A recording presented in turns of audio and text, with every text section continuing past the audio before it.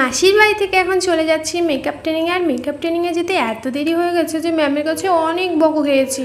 পরে তো দিয়ে দিয়েছিল খাবারের রুটি। আমি যেহেতু রুটি খাই না তার জন্য অর্ধেক রুটি নিয়েছি। আর আমরা যেহেতু দেরি করে এসেছি তার জন্য আমাদেরকে পানিশমেন্ট দেওয়া হয়েছিল, আমাদের এই ঘরটা পরিষ্কার করতে হবে। আগে একটা ব্যাচ ছিল যারা এই ঘরটার কি বাজে অবস্থা করে গেছে দেখো। তো তারপরে আমরা ঘরটাকে পরিষ্কার করে নিয়েছি। আজকে থেকে আমরা এই ঘরেই থাকবো।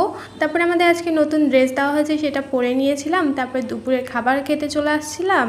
আজকে দুপুরে খাবারে ছিল ভাত, পাঁপড় ভাজা, যেটা আমার খুব ফেভারিট। তারপরে লেবু দিয়ে ডাল দিয়ে ভাতটা খাচ্ছিলাম, আর দিয়ে দিয়েছে পটল আলুর রসা।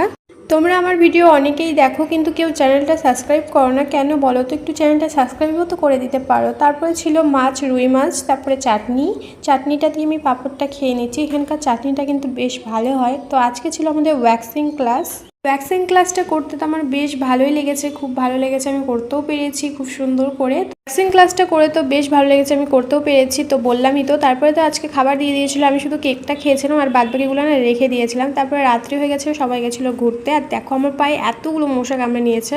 তারপরে তো নিচে আসছিলাম, গার্ড দাদা আমাকে এত বকা দিয়েছে আজকে। তারপরে সবাই মিলে খাওয়া দাওয়া করে নিলাম। Bye, good night.